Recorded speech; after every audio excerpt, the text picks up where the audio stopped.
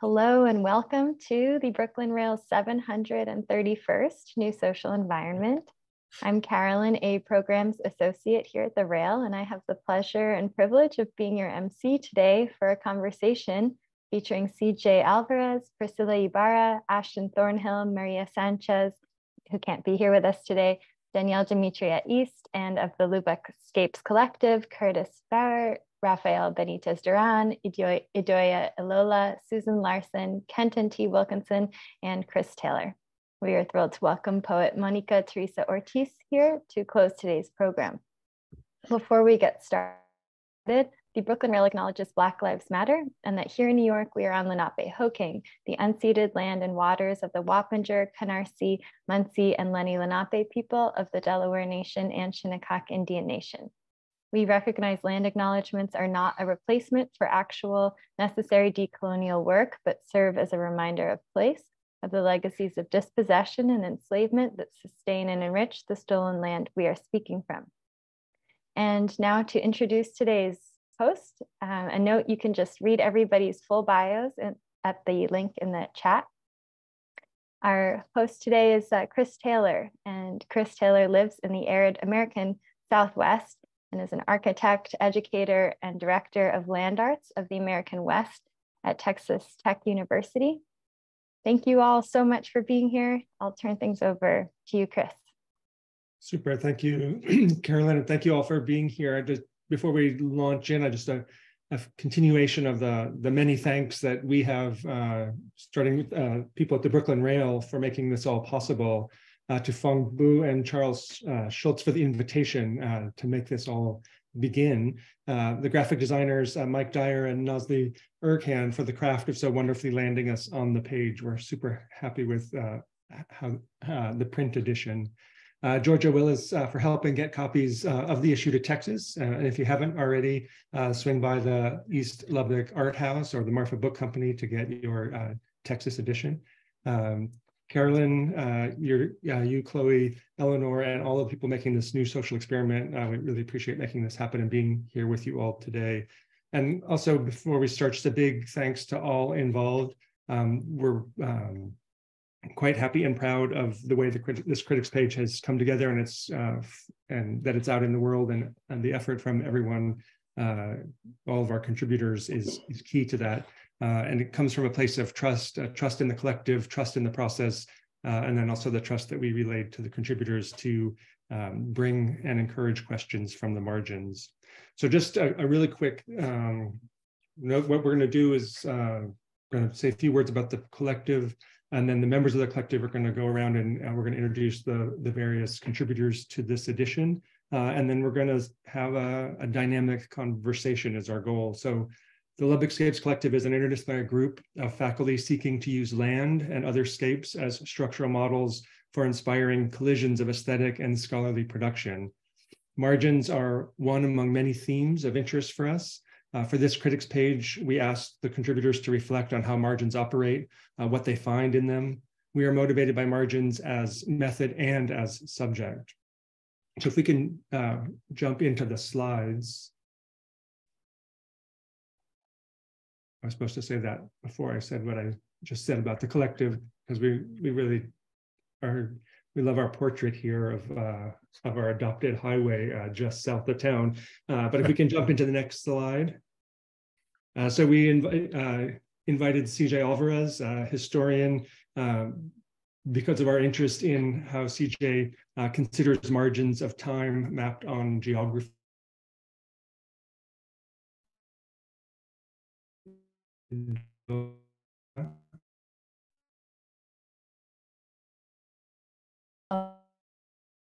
me, coming from No.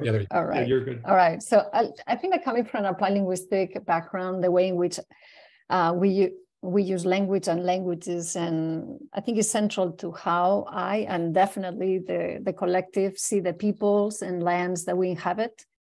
This concern or curiosity drew us to Priscilla. Her social activism, her profound interest in English, Spanish, and the process of translanguaging, her understanding and knowledge of Chicano, Latinx, and Native American populations, and her beautiful book, Writing the Good Life, Mexican American Literature and the Environment, speak of a person who constantly draws connections between her work life and the established margins by those dominant societies. So we felt that Priscilla had to be one of the voices in these areas. Super, thank you. Next slide. And yeah, good afternoon. My field is media and communication. I'm director of an institute here at Texas Tech focused on Hispanic and international communication. And I think it's relevant to point out that I came to communication from backgrounds in English history and Latin American studies. So in that sense, I and I think other members of the collective wasn't really siloed to begin with. There are a lot of disciplinary margins in many directions in communication because it's so central to many areas of academic and aesthetic discovery. Although I grew up in New Jersey, I was familiar with the basic landscape of the South Plains, having spent a lot of time as a kid in the backseat of different vehicles crossing the country. And beside the opportunity to work with some very warm and talented friends and colleagues, as I think you'll discover during this session, I was very drawn to the opportunity in working with the collective to force myself out of some of my disciplinary comfort zones to the margin and try to understand how and why this region that we inhabit is considered empty or nowhere to so many who pass through or probably more frequently fly over the area. I had suggested that the collective invite the photographer Ashton Thornhill to contribute to the critics page because his images converse so fluently with our own efforts to understand the region and its people through observation, words, and theory. As the photographs that we'll be seeing at the session demonstrate, Ashton has an acute sensibility for margins in the Llano Estacado, but also the Southwest more generally. We're very happy that he agreed to join us. Thank you. Next slide, Curtis. Yeah. Yeah, I'm a poet and translator, and I see, my area or my way into the collective is not just through language, but also thinking about other languages and how I guess giving some presence to writers in Spanish in particular. I am the translator for Maria Sanchez, and today, because she can't make it, she apologizes to all of you and wishes you all well. I'll be speaking a bit on her behalf, but the collective was really interested in her work. I think discovering her through her book, Land of Women, and the work that she does in kind of shifting the perspective and shifting our awareness away from urban centers to rural communities and rural groups.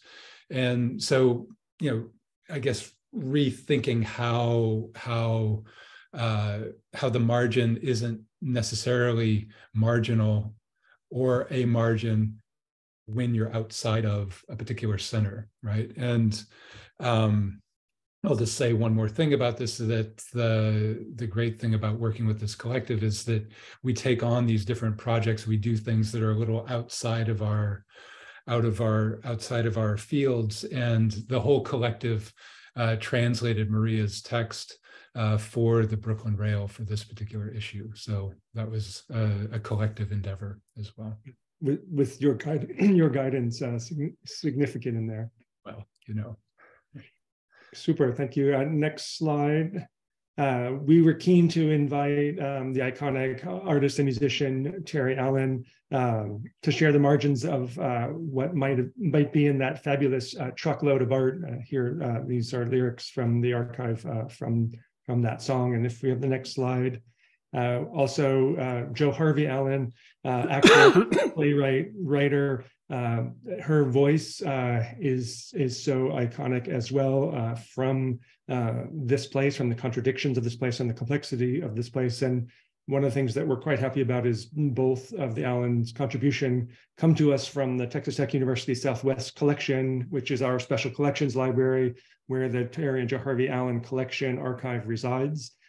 It's a treasure trove of documents, letters, sketchbooks. It's another powerful motivation to visit Lubbock for all reasons. Next slide, please. Curtis. You're mute. Curtis, you're muted. How'd that happen? I didn't do it. I didn't do it.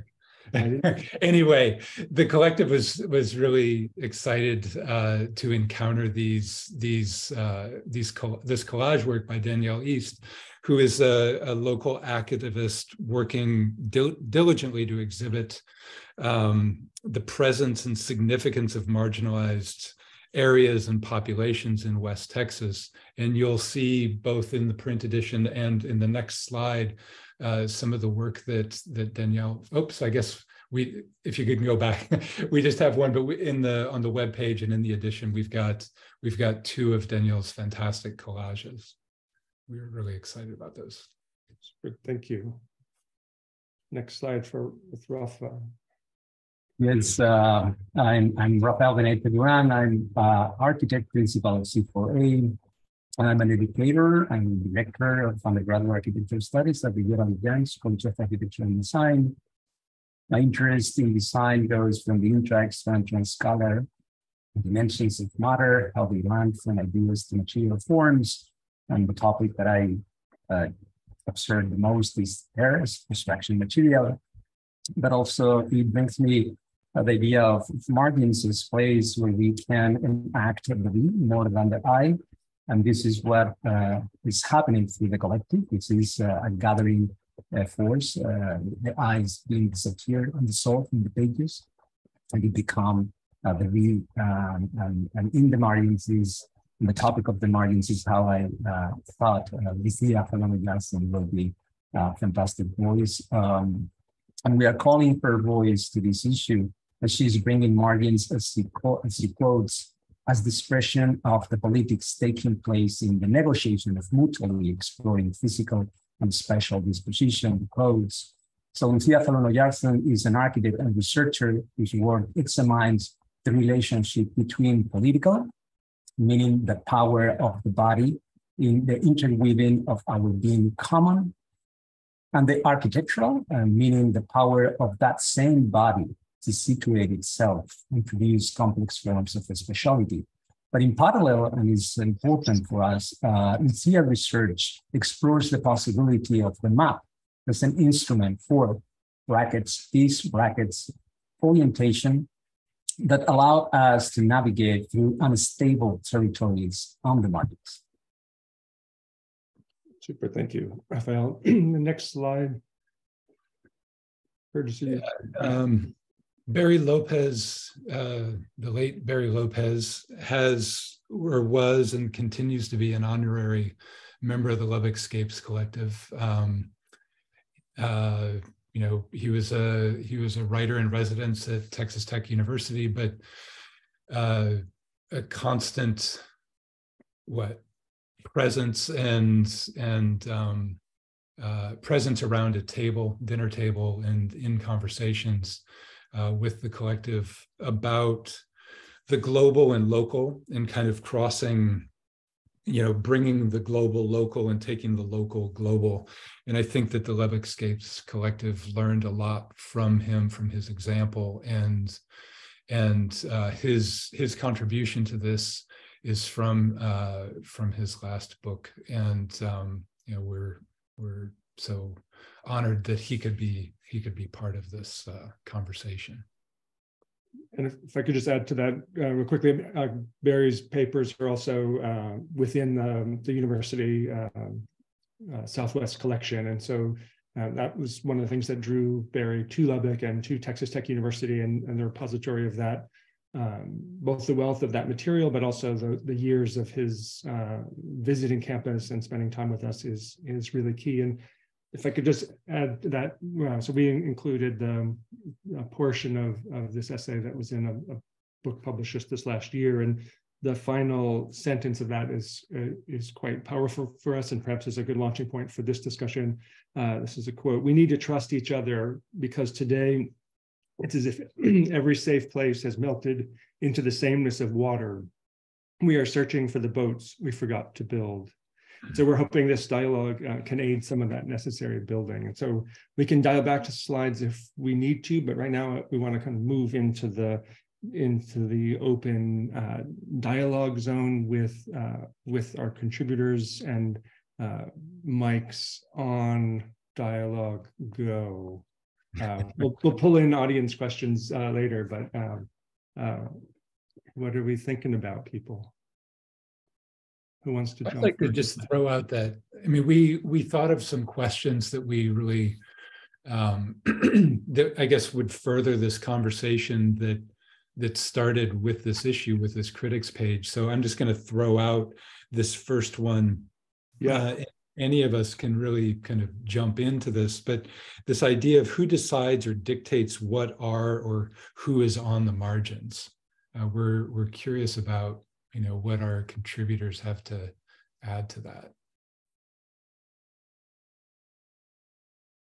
If I could jump in first, whenever I think about margins and marginalization, I always think of people in power, and the people who are most in power, the people who most marginalize, are make the margins or create margins. It's usually not people who are underneath people in power. It's usually the people in power who usually create, and usually it's also dictated by supremacy in my mind.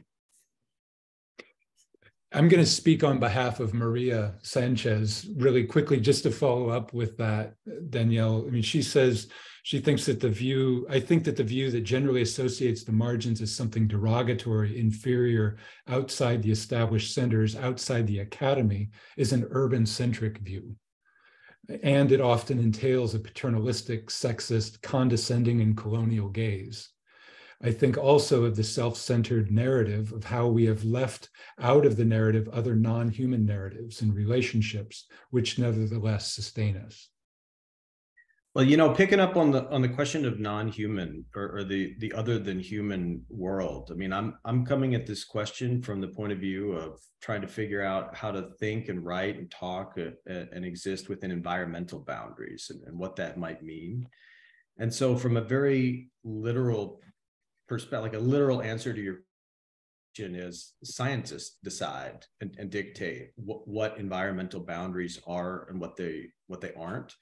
And in some ways, we can think about that as a dictate, as something being handed down in the similar vein that Danielle is talking about, kind of like from this omniscient point of view. But I think about it as a tremendous opportunity in the day and age of open access, open source information, where we as non-scientists can access environmental maps created by scientists, and we can learn that vocabulary, and we can internalize it, and we can use that knowledge system and those knowledge systems to I think in interesting ways and do interesting things.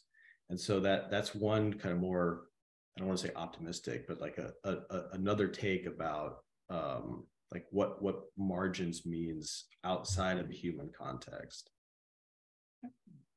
I think that's also something, CJ, in your text that you unpack in a really wonderful way, the discussion of the humble line separating the demarcating the ecotone. So for illustration purposes on that map, the line seems objective and discrete, but once you crack it open, we realize it's much wider than a line, and it's much more dynamic. And it makes me think of Priscilla opening up the kind of reading multiple definitions of a word, multi-languaging or trans-languaging, to borrow Adoya's phrase. And to me, again, it's about an opening up and about using that space. I mean, I think the politics of the margins, Danielle and Maria, or when you do, I don't challenge for a second, but the traction of the opportunities to create something other or something more within them is exciting. Priscilla, do you want to open up the hombre as human question? I really love that. Well, I'm thinking about what I've heard so far, and just listening, I can hear a couple of different ways of engaging with the idea of margin here in this conversation. One is spatial, conceptualized as, center versus the margin in a spatial sense. Another is experiential, right? So, and the question that occurs to me in that regard is, what does it feel like to be free, or who is it that gets to feel free? And I think that that very much takes up what Danielle said about, you know, power being at the center, and I think that that's constantly a question that we can ask ourselves. You know, to what extent do I get to be free? But also the other side of the coin, to what extent does my freedom keep someone else from getting to feel that way? And that doesn't mean just in terms of humans, but in terms of all the beings that inhabit our world, and recognizing that interdependence.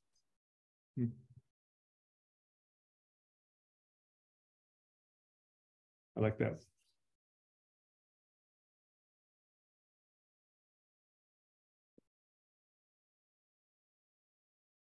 Adoya, putting you on the spot. For me, there's traction in that relationship, I mean, to me, that also part of the very sentence is it's a call for an action. It's like, oh shit, we forgot the boats, but then it's in that is what we build with them, and so in that question of checking our relation is calling for what's our next play or our next step. I think the linguistic piece of this is so tremendous.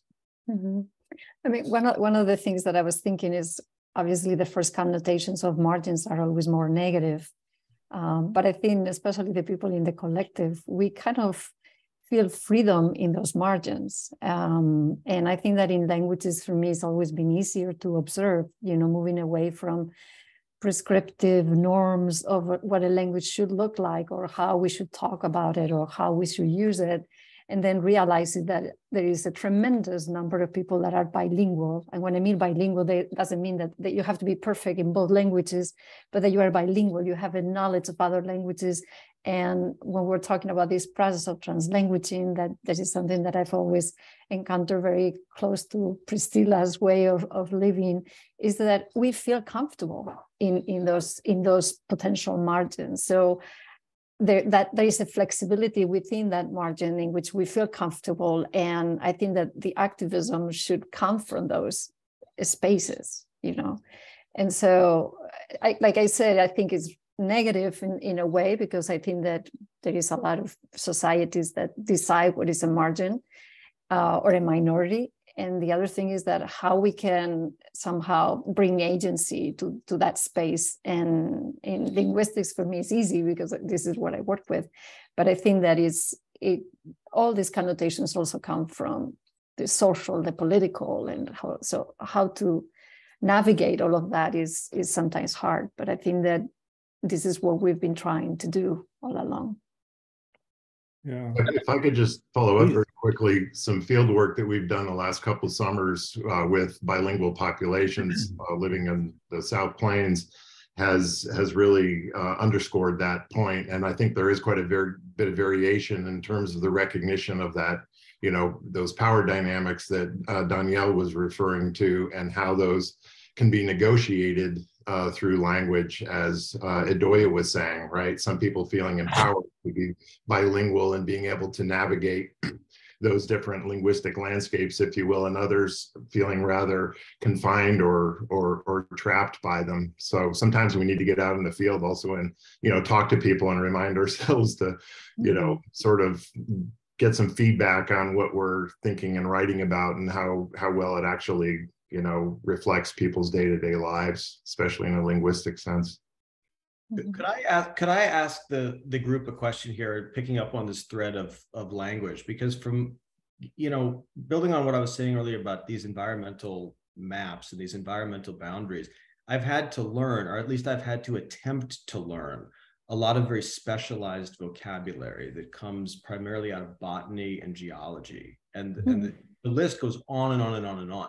And the deeper you get into specialized scientific language meant to classify the world and organize space and territory, the more obvious it's become to me the limitations of language in general as a symbolic system. And so, and just the artificiality of that more generally. And so I wonder what the visual artists among the group who are thinking beyond, like outside of language, and what the language-based scholars think about the limitations of language itself and what might lie beyond that, and how you think, what do you think about that? Well, I would just, I mean, as you know, coming from the field or perspective of a poet and translator, I'm fascinated by how all of these different perspectives on the same word, for example, what we can learn from each other, how I could, as a poet, can use translanguaging, or how I can use some scientific terms and arrive or give a different angle, see it through a different lens. And I think that one of the things that we do in the collective is that we're constantly pushing against each other by asking, well, what does that term mean for you? How are you using this? You know, and oftentimes we're saying that, the rest of us are saying that to the two architects in the group. You know, what do you mean by, space, or what do you mean by structure, or, scape, and so that's one part of it, where it doesn't necessarily have to be a negative. I think it's, again, this is going back to this idea of the margins.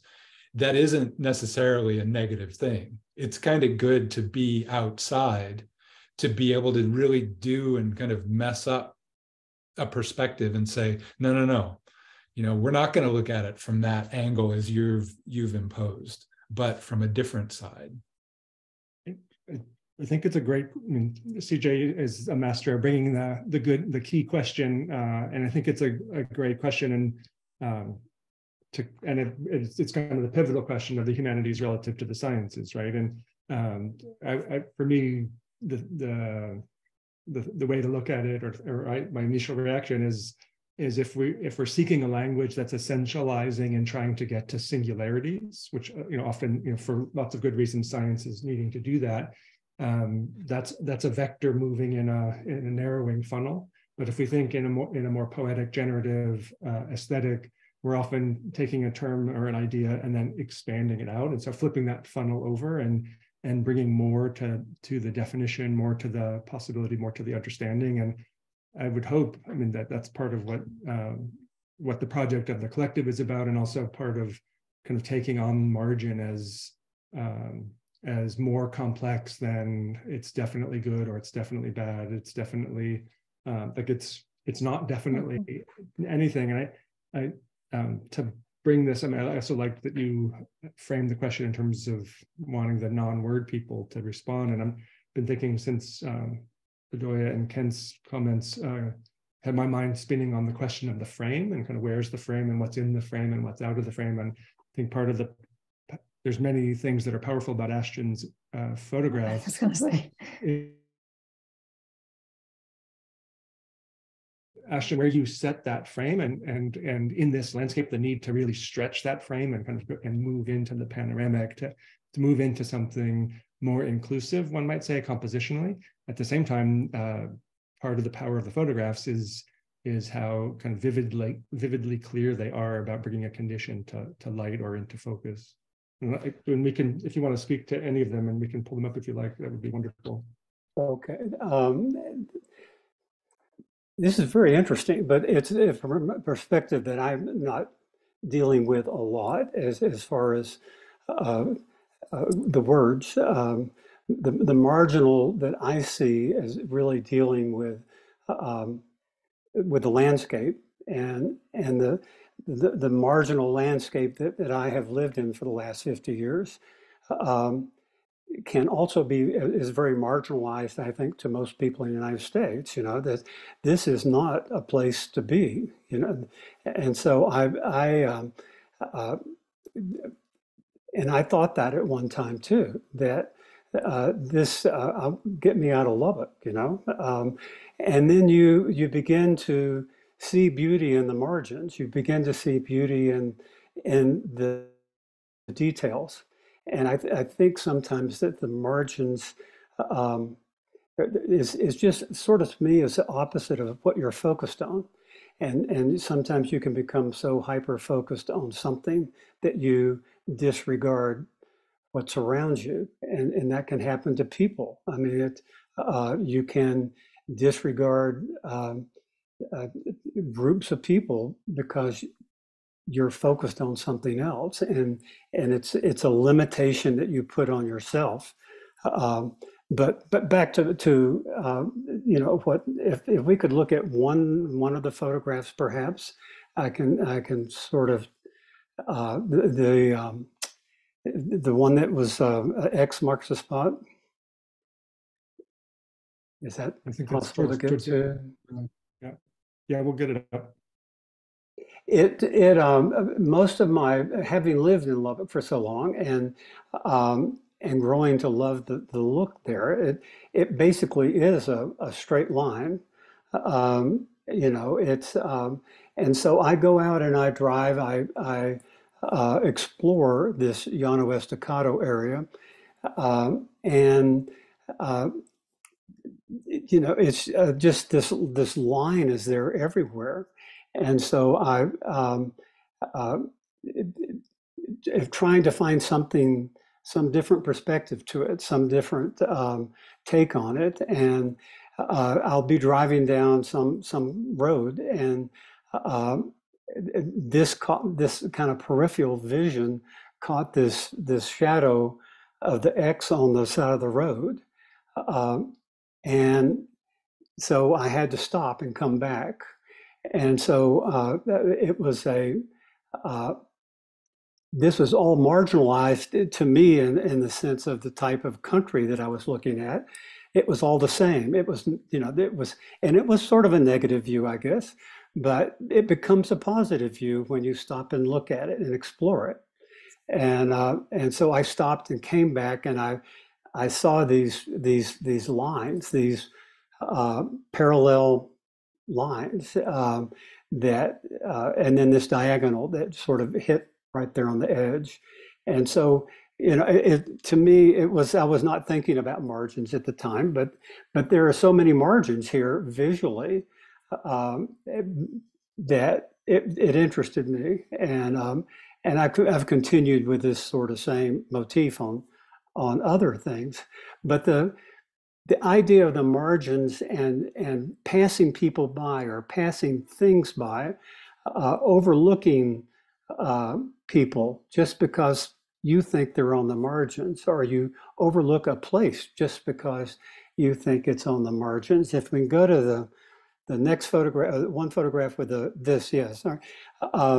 Again, driving down a dirt road, highway, 2-lane highway at somewhat over 65 miles an hour, but things pass you by quickly.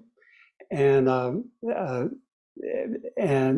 this I passed by, and I marginalized it. I thought it's not worth looking at. And then there was something that made me stop the car, turn around, and go back. And for me, it's been sort of a spirit photograph of the Llano. And so the margins that I think about are it's the overlooked, and it's the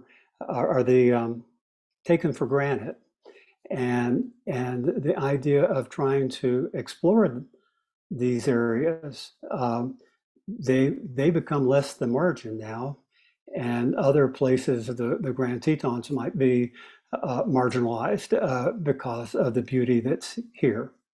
So I don't know if that's explained very well, but that's it's kind of a combination of visualness and also in the implication of where we are. That's super. Thank you. Danielle, would you like to add to this? Could you also, Yeah. Carolyn, could you call up? Yeah. Great, thanks. I guess like talking, I guess also thinking back about what Ashton talked about with his work and with my work, I kind of, like a lot of the materials, I didn't think about it when I started making a lot of my work that I do, and I do a lot of mixed media, and I got pulled into like collage when I was in college. And I kind of started doing it more because a lot of publications, specifically Black publications, like that were, I guess, even 5 years ago, 10 years ago, are not even publicating now, like Jet Magazine, Ebony.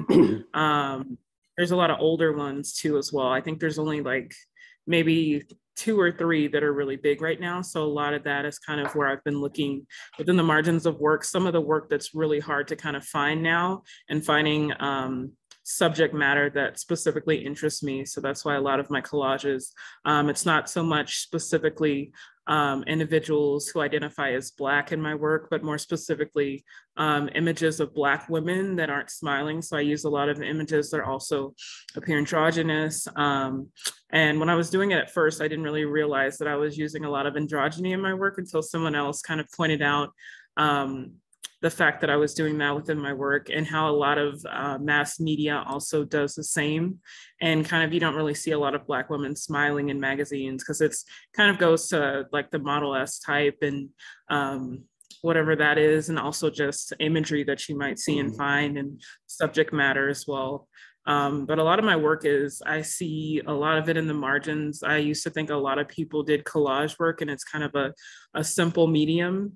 But as I kind of did more research, it's not many people that do a lot of the work, and it's more seen as like folk art. Kind of also some people that I've seen have kind of described it as like something they could do or something their child could do as well. So it's, but I always, when I hear things like that, I just encourage anyone to, if your child can do it, then let them do it. And then I also had a question for Ashton relating to your work. Do you feel like you often kind of organize some of your work in margins, like this is the work that you feel most important, and other works that you might feel like that are least important or don't really, are not really attuned to your artistic style? You're okay. You're asking if I feel like there's a lot that I do that is not important. I think it doesn't reach that level. But I'm not sure I understand completely the question. Let me say it again. I was asking when you were talking earlier, and you mentioned about the photograph with the fence and the plastic sheet, and you said how you felt at first that it wasn't really important, or it's something that you didn't need to photograph. Right. There are. I mean, if what I was trying to get at was that the ability to open your eyes and see what's in front of you, that we're so sort of set on preconception or perceiving what we want, that we bypass things that are more important or more beautiful or more interesting than what our perception, what we were going to do. It was like, there are many photographs that I made, and actually the bag in the sheet and the fence, and several of them are photographs that I made going somewhere else to do something else. And to me, that's what I'm thinking about as if I'm set on going and photographing Big Ben, for example, the mules here, or some place that's known in Big Ben, and I drive down there and I pass things that if I were looking, I would stop. I mean, it's we get so pointed on where we're going, I think sometimes, that we miss what's around us. and that's what I miss still miss a lot. I wish I could see better and stop and walk slower to pick up everything. But does that answer what you're asking somewhat, or am I missing? Yeah. What you're? Yes. It's just the idea for me has always been just to see what's there and compose it, but so much more is what's in your mind and what you're thinking about when you're working. Thank you. Yeah. Yeah, no, Rafa, you need to talk. I just have a real quick follow-up question for Danielle, perhaps. I mean, or maybe it's a comment, but it's also a space if you want to talk more about it. To me, the idea of the work you're doing with the East Lubbock Art House as social collage, maybe with there's a history of social sculpture, if there's social collage, but just, I mean, to me, there's a direct extension about your work in the community, in education, but also in what the art house is, that is both beautiful and empowering. I don't know if you want to speak to that in right now. No pressure, but I'd be curious. Yes, I can. You're the first person that's actually mentioned social sculpture.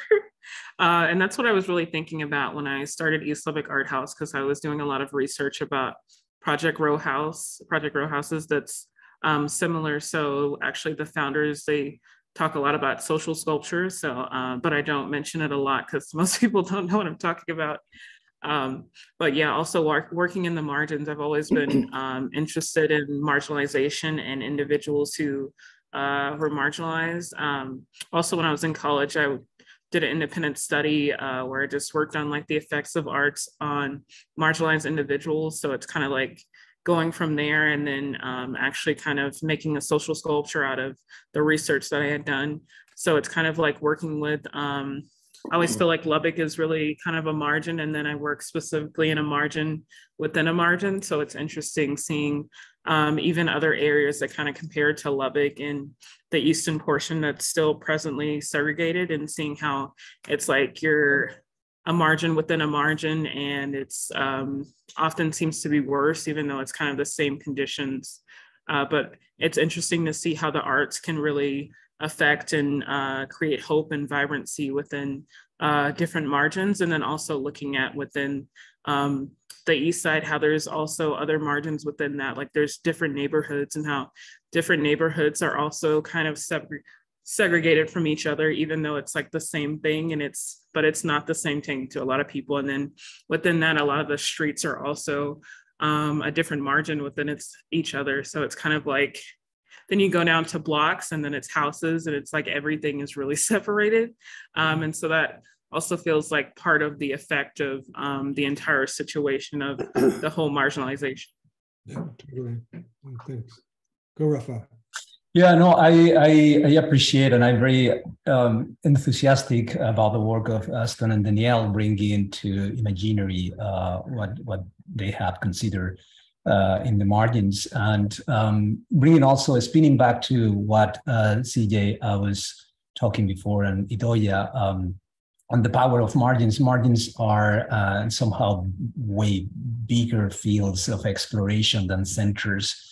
And is the use of the term margin as a kind of reduced area of thinking out of the center versus the big field where the world is happening. So margins are somehow regions where the formalized work and culture can enact some points of liberty. And I'm very excited to think, as Idoia has taught us, encouraged. So the language is a frame, is a kind of prosthetic that is permitting us to grasp or see a word that has been already described. But translanguages are ways of jumping with the thinking to places where you're not supposed to be or enact some prescribed agenda or format. Or so in this moment that we are pretty much challenged by things such as global warming or climate crisis, human crisis, are asking us to think out of the I. And I'm jumping back to this idea. We have to learn how to think the we, like we are all over the place when climate crisis has arrived to our door. It's been said that you have this book of Daisy Hildyard that said we have a second body hovering in the atmosphere. And that means language cannot grasp this idea easily. So CJ was putting the question of the language, and I like a lot the topic, because we really need to reinvent or reconsider or restructure how we name things, how we cut things, how we mention things, because when we mention, we also distinguish something from something else, and margins in this case are way bigger and vast areas of creativeness. I love this moment when Maria Sanchez has dropped in the conversation that we live at the expenses of margins, because it's in the margins where we can enact the freedom of being. And she said also, always thought that what is truly radical and innovative happened in our margins, which is acknowledging exactly the wild feel of where things are happening. And in the chat, there is another comment related to the work of Anna Shin, the anthropologist, and displacing the anthropocentric view. Then we are absolutely in the wild field of margins, where we need to reconsider us in relation to other us, that is our multiple being, and the we are instead of the I. And I think language is a trap in this case, as it is a frame. So I'm just going back and looping back to C.G. Alvarez as historian, and this idea of environment, and how much the environmental historians and environmental actors are in this moment, or viewer in this moment, concerned of the use of language, as you brought this topic before. Well, could I do a bit of spatial translation here for the people who are not familiar? Is Chris telling me something? Yeah, you're good. I love this, but we can probably stop the share so we can see you more. Right.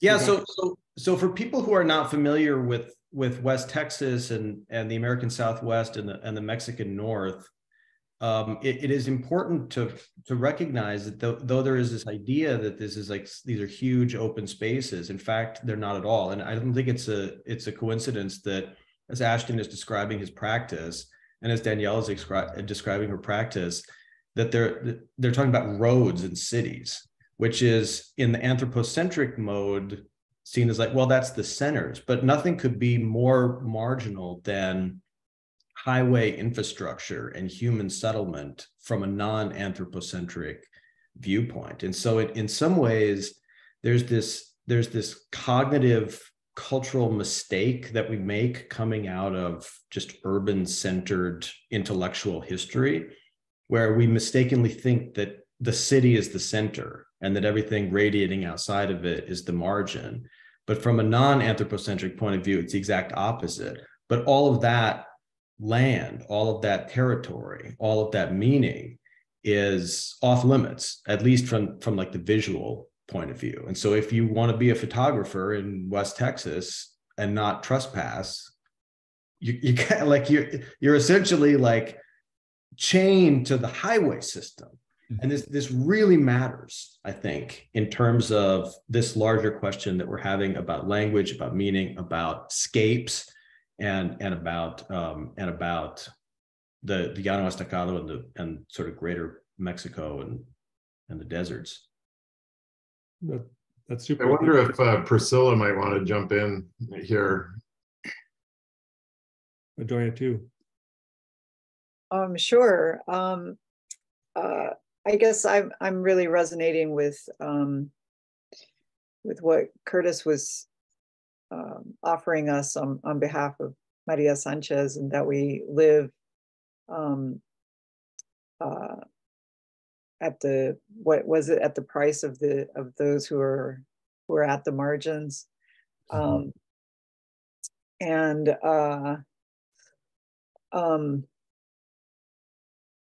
Thinking about those as sites of resistance and not as creativity, right? So not necessarily always as a burden, though sometimes it is, you know, difficult to always be kind of pushing the boundary.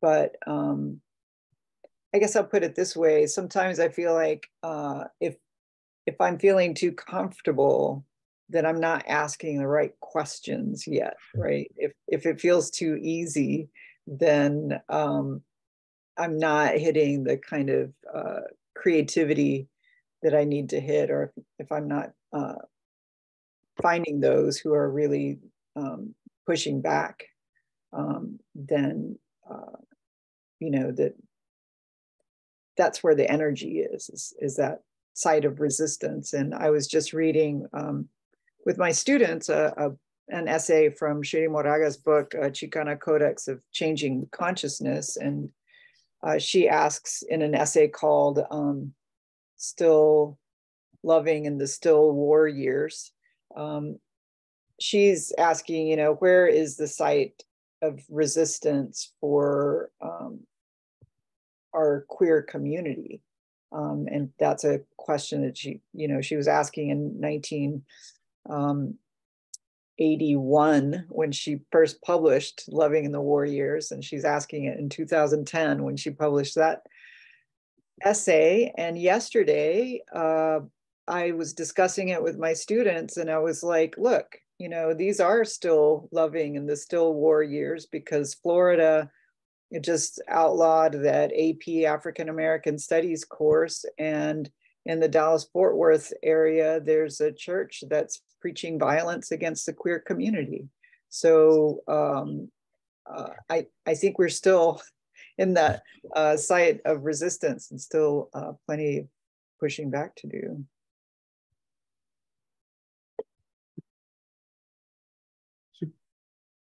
I think we might be getting to that place of questions from afar. Is that right, Caroline? Yeah, if you all want to open it up now, or does anybody want to say any last? No pressure. I was. Did you have something? Yeah. Yeah, I just wanted to add to the conversation that we've just been trying to talk about language as a mode of expression, and then we've moved into photograph, and I think that one of the things that the collective has tried to do very hard is to create multimodality in the expression. So not just that we see language on one side and images on the other side, but we've tried to work together, all of those, to express and communicate any kind of meaning. And I think that also was translated in the Brooklyn Rail, that we thought very carefully about how we were placing all the contributors with the images and how the writing was done and the font and the size. So I think that when we talk about margins, we also need to think about not just the language itself, but also how we contribute with all these semiotic resources to create this meaning and to be able to talk about the margins. Because I think that this issue would not be the same without the images. And I think the only thing that we were missing was the music and the sound, but we haven't been able to figure it out yet how to introduce that to our text. So I think that one of the ideas was Terry Allen, you know, bring Terry Allen and bring somehow the music. But I just wanted to add that to the conversation about language or images, that I think that the combination of all of them is what we're really looking and hoping to create well in the future. Are you asking the Brooklyn Rail to start publishing playlists with each critic's page feature? Is that what I'm hearing? No, I'm not suggesting. I'm just saying we are trying to. I think it'd be groovy. I think we could come up with something without too much trouble. Actually the sonic dimension to this, and they were talking about the sonic dimension of voice or the sonic dimension of this larger region is definitely something that I think is fascinating, and it's expansive, and it complicates and interconnects. And it's not, I'm not a music historian, so I don't want to speak for other people, but it's been said, kind of comparing Roy Orbison and Jimmy Dale Gilmore, the people that kind of voice the wind. And I think of Joe Harvey Allen's voice as well as being so rooted in the coming off of this land and the way wind whistles and sings across it. I will say, speaking of sound, and speaking to this question of kind of taking advantage of open source information in cartographic form, I've recently become very preoccupied with Department of Transportation noise maps. They map the decibel level across the United States of automobile, highway traffic, train traffic, and air traffic. And it's a very clear proxy for industry, and it's also a very clear proxy for what Danielle is talking about in terms of marginalization. Because if you happen to live in a marginalized place, chances are it's going to be loud. And so I think about that as another way of thinking about using maps to our advantage in thinking through these issues. That's I think also to speak to what CJ said, I know I spoke with a lady and a few other people. I know there's like in the depot area in Lubbock, there's so many trains, and she spoke about how like the idling at night is so loud and how that's a big thing. And I feel like I've always grown up around the trains, and I never noticed like that was always just like a thing, like that trains are loud and that trains run in the middle of the night when people are sleeping. And it's not till she said that I thought like maybe the trains don't have to do this, and that in other cities that there's been laws and ordinances put in where trains can't idle at night. And I never thought that was a thing. I just thought trains did that. Yeah, they don't have to do that. They don't have to do that. It's a designed choice of where those corridors of noise are and where they aren't. And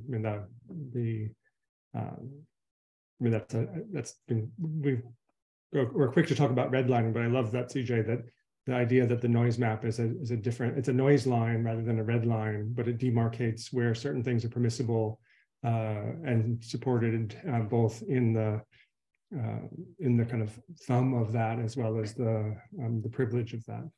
Exactly. Permissible and overlooked, and shut up, shut down. Yeah.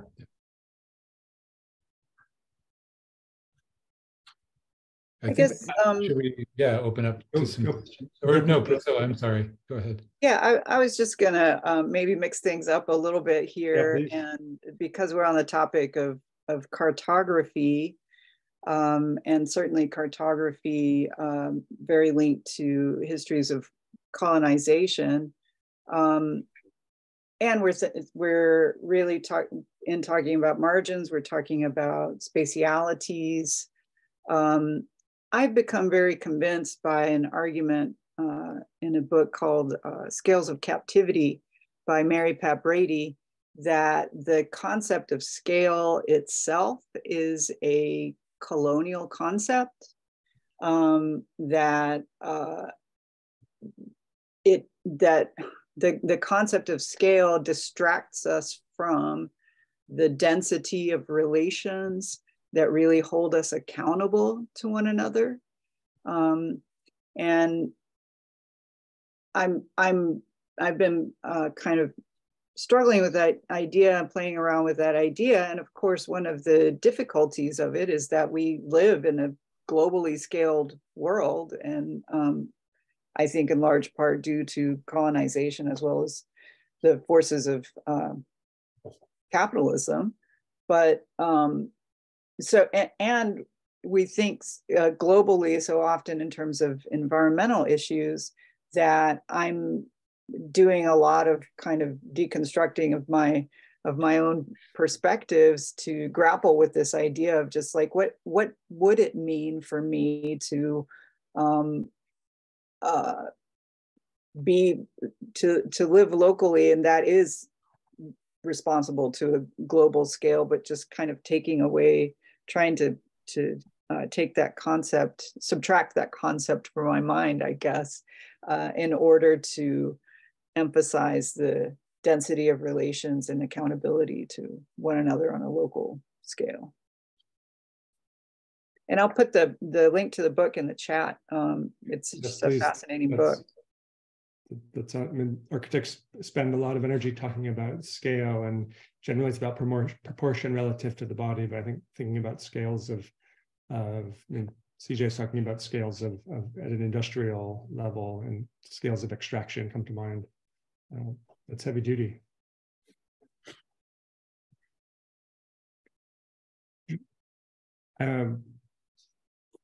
Great. Yeah. I mean, if anyone in the audience, please feel free. There's so many interesting things being said in the chat. If anybody has a question or kind of wants to add anything, feel free to also just put that in the chat or raise your hand.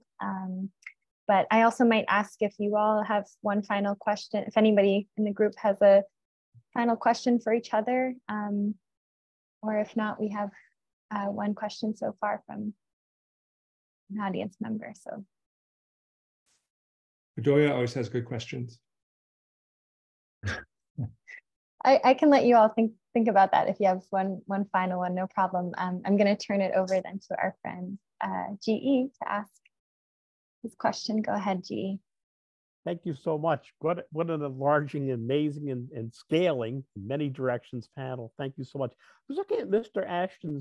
Ashton's work, and I was thinking, can anyone on the panel address how margins are the locations for epiphany in our time, and the app responses to, because of that, the app responses to particular needs of the community? That was, it was one of our questions that, I mean, I think it's connected to this, GE. What have we learned from or are surprised by other disciplines, and thinking about, how that enhances your perspective on margins? And something that Maria Sanchez wrote is the knowledge of shepherds that she works with. For example, people who may not have gone to school, but hold in their hands knowledge that you would never learn at any university, right? So to think of all of these sources, I mean, Ashton is talking about the things that we so often overlook, that, I mean, there is something there that's significant and is art, or can be recognized as giving us a new perspective. But I think so many people, but also, as Maria mentions, the non-human, what can we learn from what we don't usually listen to, or we say has no voice? And in Maria's work, she also is so often thinking about all of those populations who have been silenced, in particular women, and in her case, in her book, Land of Women, women in agricultural communities. But I think that it can go kind of much larger than that. Lots of silenced voices that we need to be listened to. And I love that line from Maria about the light that falls that we don't see. I mean, it's still coming to the ground, but we're not looking at it. I'm kind of phobic to. I mean, I love that you brought the term epiphany into the discussion. I'm a little phobic about bringing that in a religious context for lots of reasons that aren't interesting to this group. But for me, the kind of transference or transcendental nature is where I take it. And given what I do, taking people out into the landscape, we go out to look at land art. We go out to look at subjects with kind of big capital letters in front of them. But often, as Ashton so beautifully said earlier, along the way, we also go to look at things that are along the way and that don't have capital letters in front of them. And I would argue there are times where participants have big experiences at the big places, but it's in the totality, it's in the margins, it's in the in-between where that tends to be richer, tends to be more fertile. I'm not too keen on generalizing and kind of making that sound like a an overview, but definitely part of the saturation of the land arts program is spending 2 months doing what we do. And if you count the number of days that we're actually at the capital letter sites, they're pretty minor in comparison to the real durational aspects. And then committing to being in that space. And if that space is a space of a margin, it destabilizes you from thinking about, I'm writing a poem with a capital P in front of it, or I'm making a really important building that's going to change all of the history of architecture. Whatever, you pick your discipline and pick your kind of trophy. The moving from chasing trophies to kind of building culture, and the scale of intimacy or kind of connection of transference really comes to mind here. Yes, I was thinking more along the lines of flashpoints and aha moments, for that. So absolutely, yes. Yeah, thank you. Thank you. Well, thank you so much, G.E. I'm going to go to our other friend, Lynn Crawford over here, who has a question. Can you please mute? Go ahead. Thank you so much. This has been incredibly beautiful and illuminating. As someone who has lived in Detroit for 3 decades, there's a lot of connective strands between what you're saying and what my experience is here. Where does, if you don't mind, where does the word Lubbock come from? What are the origins, and why do you choose to name your project that? Kent, I think you have some information on this.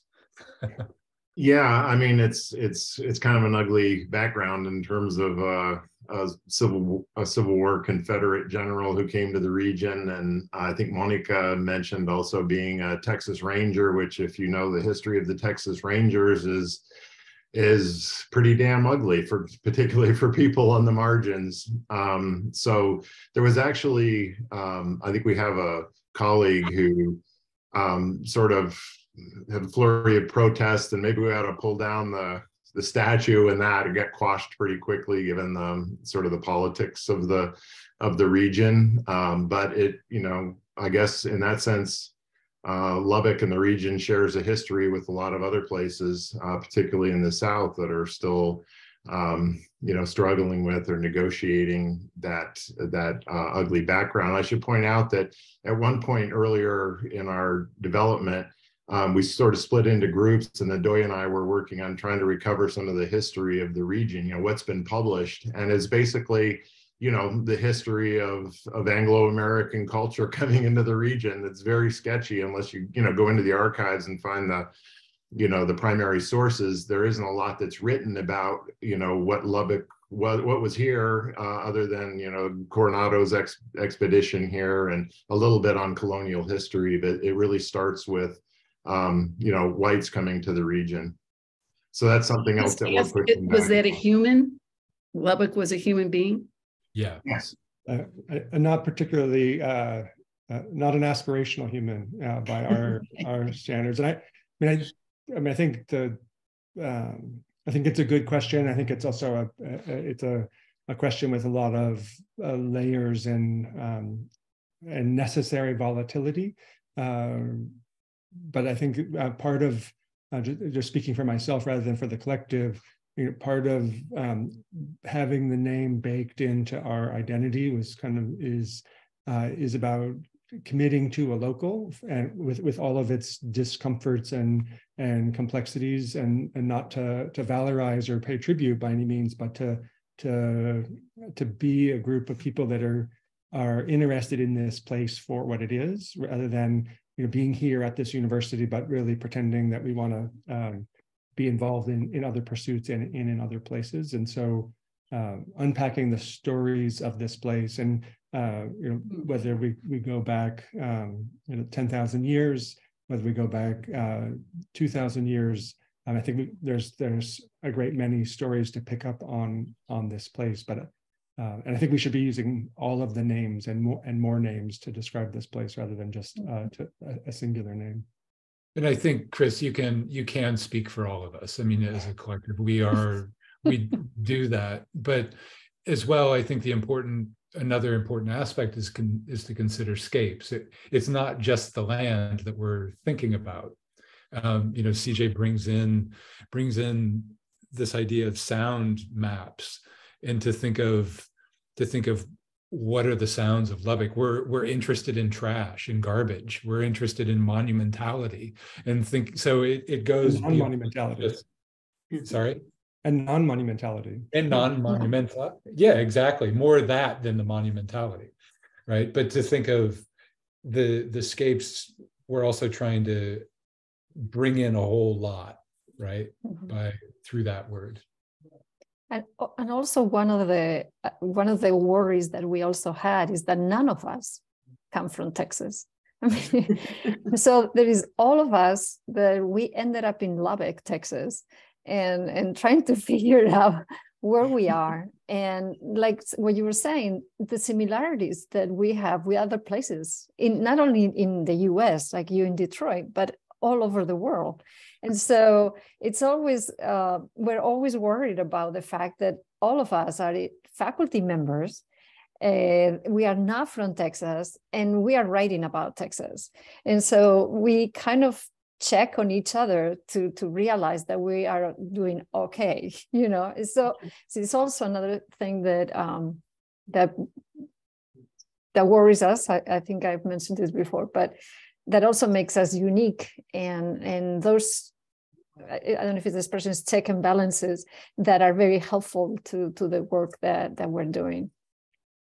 Just a quick comment as a historian. I tell my students all the time that there's no such thing as Texas. It's a very, there's 2 points I would make about Texas history. One is that it is in the context of most history writing more generally, which is almost entirely anthropocentric, Texas writing tends to be exceptionally anthropocentric. And this shows up in the toponyms. It shows up in just the very recently named counties and cities all across the state. And it also shows up in the very recently delineated borders of Texas, which, unlike really almost any other state in this country, encloses the most different environments and the most different environmental histories more generally. And so the artificiality of the borders of Texas or I think Texas is a terrific example of the artificiality of political borders. And so, I say this not to justify, those of us who've settled here, in the larger context of just settler history, but rather to get beneath, which I think the Lubbock Scapes Collective does as good as anyone, to get beneath those surface level, exclusively anthropocentric, that geography.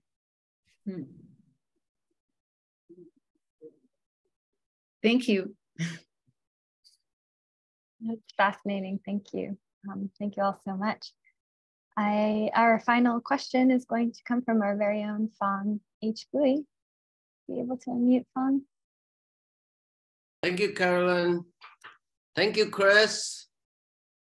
Thank you, everybody. Thank you, Curtis, Daniela, Priscilla, Susan, Ashton, and Raphael, and forgive me if I forget everybody's name. Quite a big collective. So one of the things that compelled me to create the Rail is very similar reason, similar philosophy. When I came to New York in 1986, all the great New York bohemian characters have already either left New York, or I would say 60, 70% have gained profound disillusionment from the war in Vietnam ended in 75. So most of them already have, entered the academy for intellectual, artistic, safer heaven, so to speak. So in general, gradually they lost their voices in national politics as in consequences. And I know that from 76 onward for the next decade or more, the academy became a sport industry. huge, maybe 70-something% increase in volume, you know. So it was frustrating. Very few were available. You know, Allen Ginsberg didn't want to teach. You know, Jonas Mikas didn't want to teach. So these are few people I got to know, and they still holding their own bit what was left of the community. But that's just New York City. I can imagine it's much similar applied to the rest of the country. So recently, there's 2 books that I read. It's really helped me to understand what's going on. One, it's Course, The Great Democracy in America by Alexis de Tocqueville, 2 volume, 1835, the first one, second is 1840. And the ongoing references to the most important, which impressed him so much, is civic association. How community have all these people coming together and solving problem, what we now call social capital, not waiting for the federal government to come and solve their own problem. They decided to take it upon themselves. You know, so that's a very interesting, important thing because it resonates all throughout American history. I mean, we tend to forget that Benjamin Franklin created the American Volunteer Firehouse in 17 early 30 or something, you know?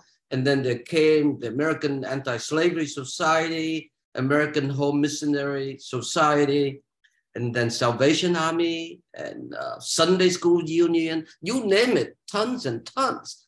And then recently I read Robert Putnam's book, Bowling Alone. I'm sure some of you have read it. It's so corrosive, the corrosion of social solidarity in different locales is gotten even much worse, you know? So my feeling is this, when we started the Brooklyn Rail, we had that in mind.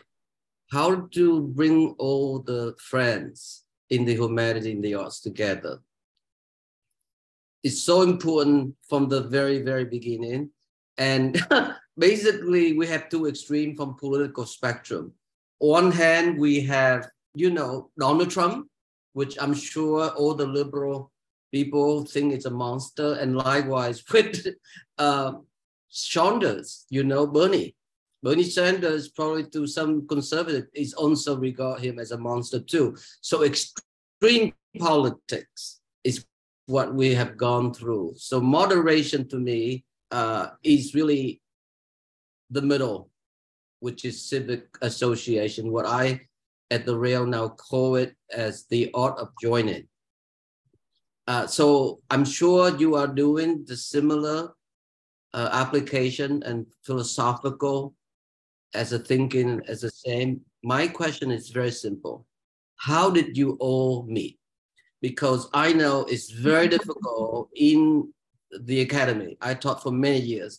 People taught and they certainly want to leave their classroom and go home to pursue their own private pleasure and whatever the pleasure that they can live accordingly with the family and whatnot, or submit into technological pleasure, media and other form of distraction. So this is remarkable that you managed to meet and force this alliance. So, okay, what is the genesis? Who did first? Who came up with the idea? And who followed and who be able to generate, you know, horizontally as you have? Can we begin with Chris? The portrait I made of you has been popular.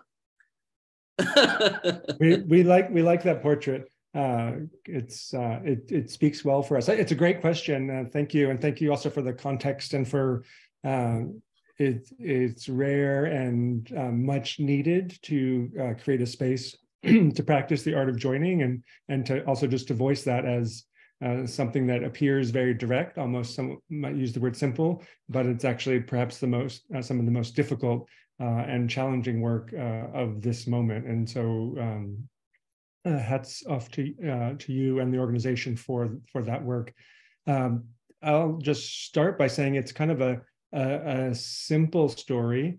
Not to paraphrase from Terry Allen, but there was the university put a call for some funding together for mean, universities everywhere love to throw around the word interdisciplinary, but people that actually traffic in it know that it's another order to actually do it. And this was a call for interdisciplinary work, and some of us knew each other, some of us not so much, and we got together to write a grant proposal.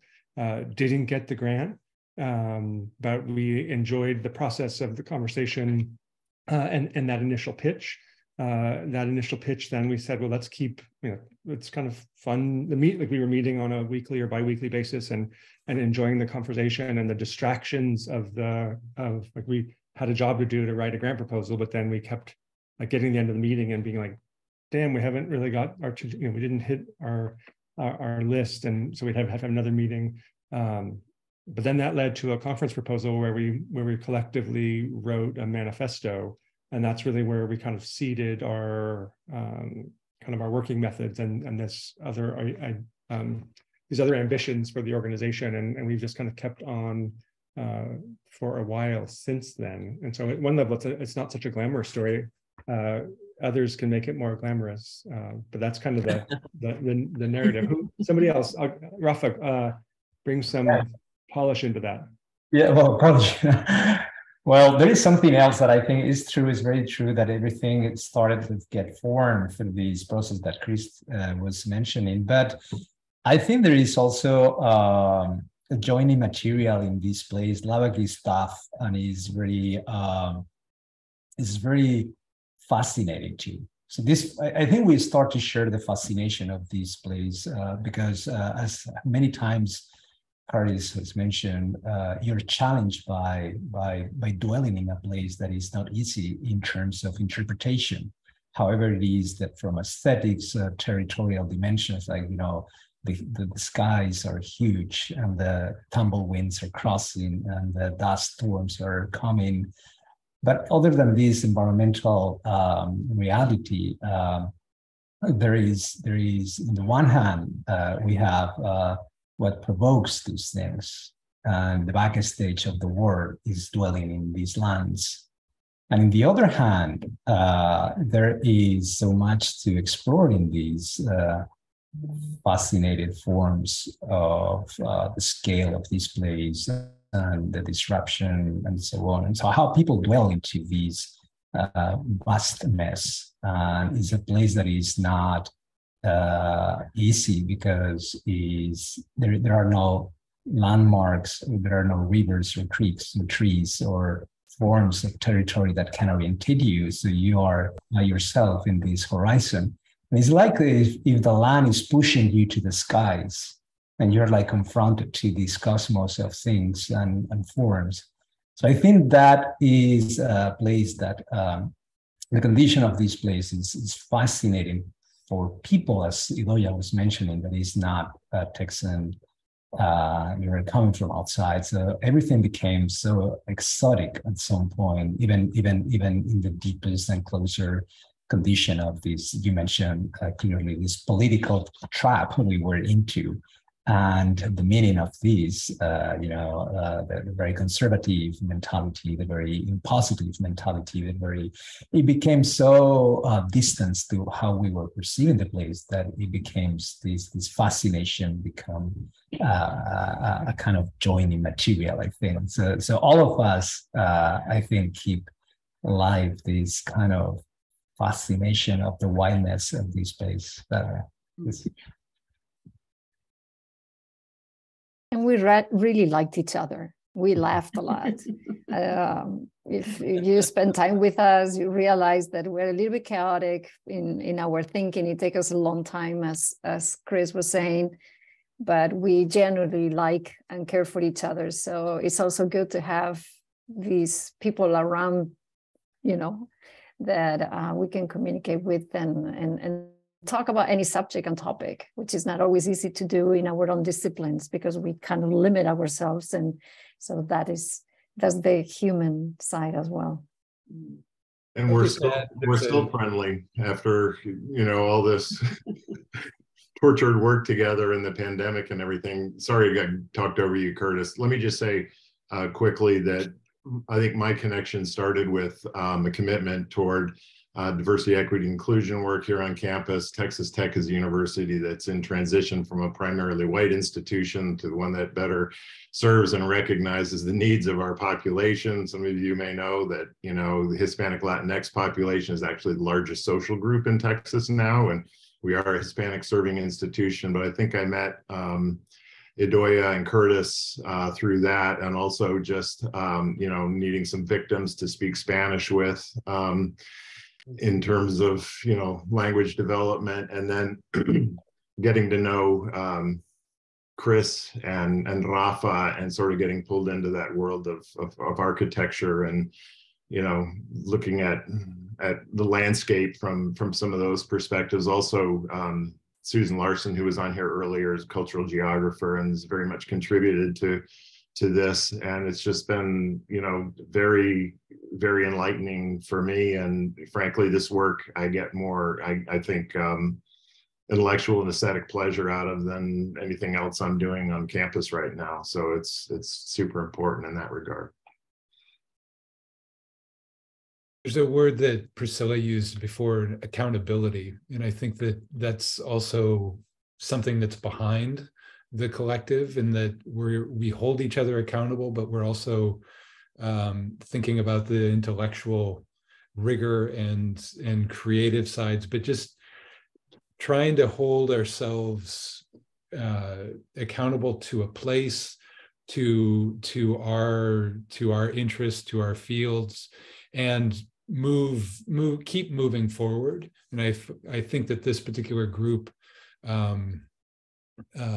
challenges, we're all challenged by each other to do things differently, and not to just stay stagnant, or, you know, to just do the same thing that would be so easy to do in the academy once you get tenure, right? once you've been promoted and you've got this job. And here we're challenging each other to just do something different and see it differently.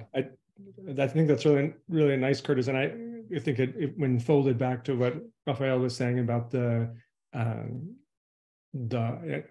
thinking of the word maybe in Spanish, like the hardness of this place. I mean, and so not to be disparaging about our fine institution, but and I've been in many other institutions where I've seen this condition where people kind of plateau and then decide, you know, this is the limit of my aspiration. I've figured out my drill and I'm able to sustain myself. And for me, accountability is a great word, but also kind of maintaining an aspiration for each of us as individuals, but also for holding an aspiration out for the institution. And we're just a handful of people, you know, that's part of a very large university. So the idea that we're not even the tail, we're like the single hair on the dog. So the idea that we can actually wag the dog is, I'm a naive optimist, but I'm not that naively optimistic. But at the same time, I think within our orbit, it's an accountability, but for me, it's an aspiration to kind of put forward other models or other possibilities of doing the work and connecting it to bigger spheres. I think I've been trying to communicate lately to my peers in architecture is, you know, architects have famously gotten really good at talking only to architects, and in the end, we've diminished ourselves at being relevant in the world in incredible ways. And in a Research One university where we're trying to distinguish ourselves and pat ourselves on the back and do all kinds of, you know, it's a different kind of aspiration. But if that aspiration is only narrowing us down to a thinner and thinner thread, I don't think it's actually building a very strong fabric for any one discipline or culture at large. And so for me, the Scapes is really, our collective is very optimistic because it forces us to check our, you know, like Rafa and I can talk to each other architect in ways that aren't very useful or productive to the rest of the collective. And our fellow members are not bashful about, you know, calling bullshit or calling question marks on whatever we're coming up with. I mean, I guess whatever the worry was meant when Trump, you know, came on television Monday, March 16, 2020, when he deployed that term that we all detest so much, social distancing.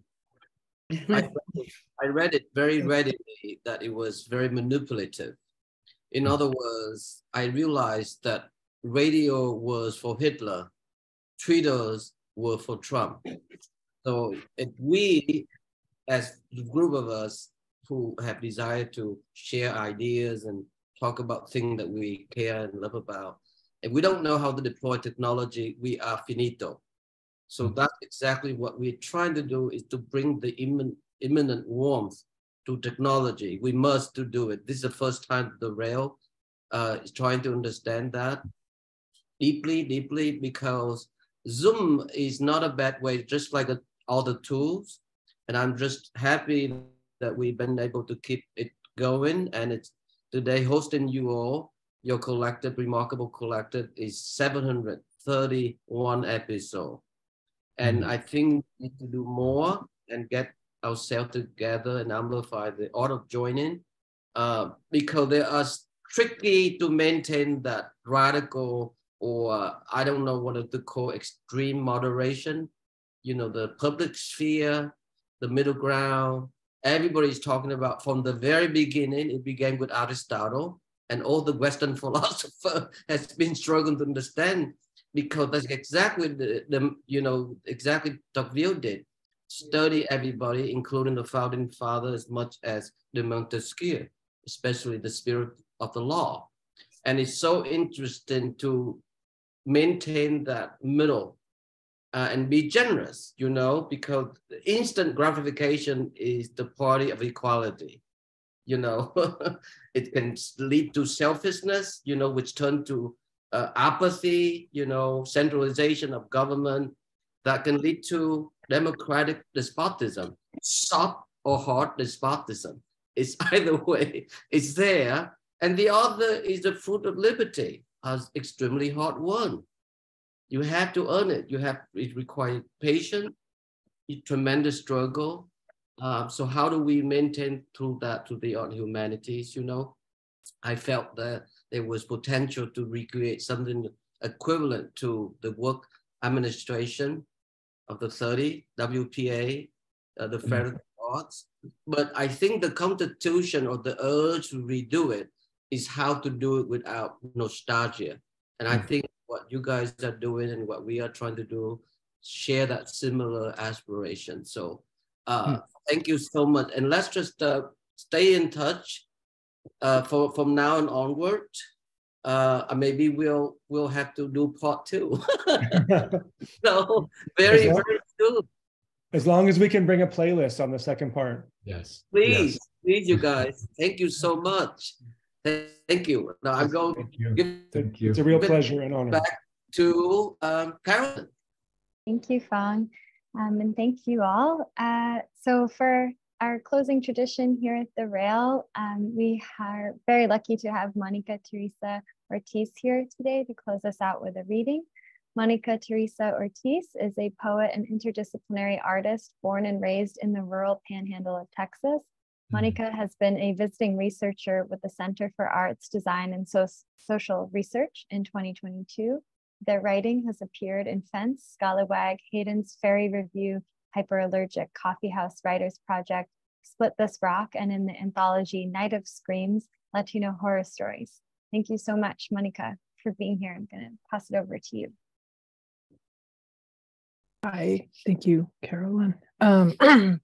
Thank you, everyone. That was a really great talk. I just wanted to also thank JD for connecting us and connecting me to Carolyn. So a small, I guess, footnote is that I actually grew up in this area of Texas, born and raised. I lived in Austin for many, many years. But someone earlier asked what land this is still. And at least like where I'm at, it's Comanche land. So yeah, it's this is a complicated place, as I'm sure the people in the collective know. And anyone who lives like in the I guess Panhandle, South Plains knows. And it influences a lot of my writing because, I think just being around this amount of space, you just gain kind of a relationship and perspective about land. So that definitely echoes in my writing. I have a few poems that I'm going to share that I wrote during my time with the Center for Arts, Design, and Social Research, which is a fantastic organization. And I spent some time in Italy late last year, and during my time when I wasn't in workshop or in one of their interventions, I was reading Sylvia Wynter. So a lot of the work in these poems is heavily influenced in just thinking about Sylvia Wynter. So I'll just share a few poems here. Thank you for all being here. I call them provocations. So this is provocation 5. The body and I are not synchronized. Suspended thoughts, spaced out morning walks behind me. I encounter intimacy when I press my hand against wood, rotted, divinity in its crude textures. Flies never forget about me, even when I'm concrete. Perhaps they mistake me for a clicker. Jody Rave's Spotted Bear tells us it's all quantum physics. Movement of consciousness still astonishes me. Architecture of lands, resistant to monoculture. Can you hear mercy in the breath of winter heath? Where do I learn this grammar of atoms? Tell me how you know all the categories of mushrooms growing in the playgrounds of crumpled gardens.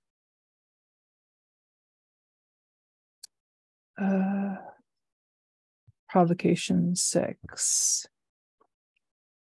Light illuminates my sleeping body. Next door there is weeping. Only a thin wall contains your melancholy. There is no belonging. We are alone. Quarantined inside our rooms, I pray you quit howling. Let me bring you honey for the frayed way that the sun moves on the horizon. I'll take dishes downstairs. You ask if I smell your longing. I cannot. The N95 hides the air crowded with metallics. What are we? I'm not a cartographer or even a clinician. I am afraid, but not of your virus. I fear categories and inventories, a return to normal, words that are lawless in our imaginations. I set a cup filled with raw honey by the closed opening of your room. For a moment, I set my hand to the cold stone between us. If I am quiet, I can still hear you coughing. They say it's liberation, but I don't believe it. I'll read 2 more short ones. This one is provocation 8. Do you remember the pond where we used to fish?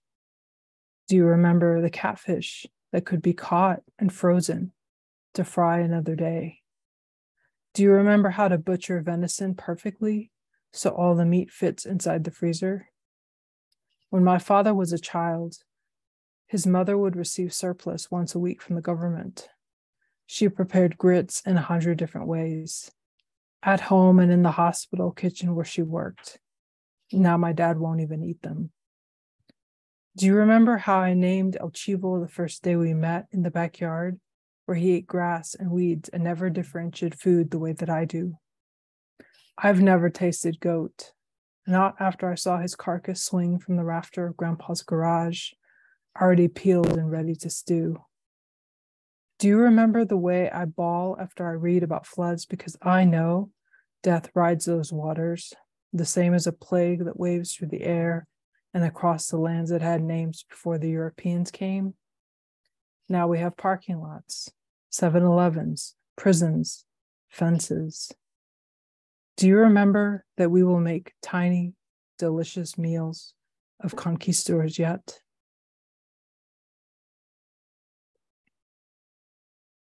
And then I'll read this last one that I've been working on, which was inspired by Roger Reeves, who I think he teaches at UT Austin. He's a brilliant poet. This is from his new book, Best Barbarian. So it's the epigraph. What are you loyal to other than death? To you, the dead. And what is not dead in your death? It's from the poem, The End of Hassan Kanafani by Roger Reeves. If I could tell Hassan Kanafani anything, it would be that I am not loyal to death. A revelation mistaken for hope. Hope that preys on us like nerve gas, triggered by Shepherd Ferry's stencil. Something automatically suspicious about red, white, and blue storytelling. Don't come near me with your campaigns, even if they smell like apples, plucked flesh from the orchard. Someone picked those honey crisps. Flood water slapped at their knees, while in the South we learned the language of drought. Poets replaced verses of yearning with cotton mouth. Tantalus told us what thirst could do to a body. In our rusted throats, a rasp, hemorrhaged, feedback loops. If I could tell Hassan Kanafani anything, it would be that I am sick of singing about death.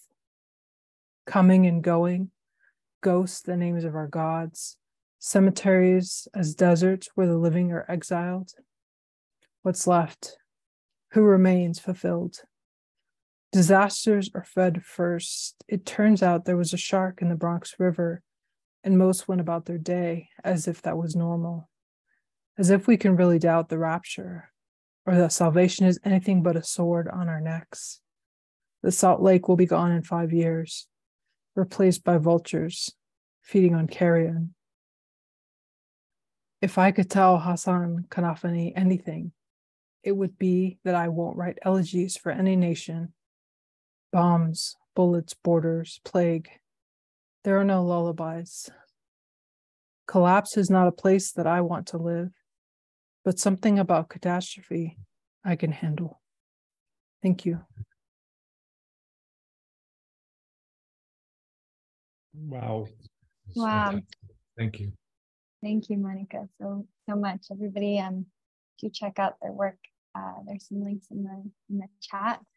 Thank you for closing us out so wonderfully today. Really, we're honored, and we were so grateful to have you all on, the entire Lubbock Scapes Collective, or not its entirety, but most of you, and Danielle, CJ, Priscilla, and Ashton, everyone else who could join today. Really, thank you. Thank you all for being here. And we'd like to thank the Terra Foundation for sponsoring our NSE program, making these daily conversations possible.